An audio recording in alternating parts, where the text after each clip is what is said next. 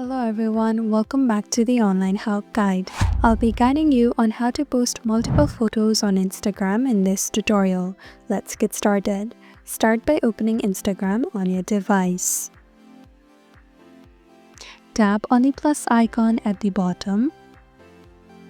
Now tap on the multiple icon at the top right beside the camera icon.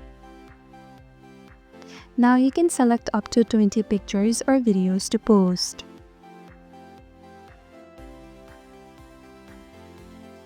After you're satisfied, tap on Next at the top right. Edit the pictures as you like. Then tap on Next at the bottom. Now you can add captions, add location, tag people, add music, and many more. After you're satisfied, tap on Share at the bottom.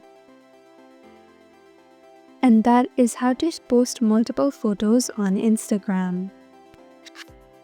Thank you for watching Online Help Guide. Hope this video was helpful. If it was, then hit the like button and comment down if you have any questions or feedback.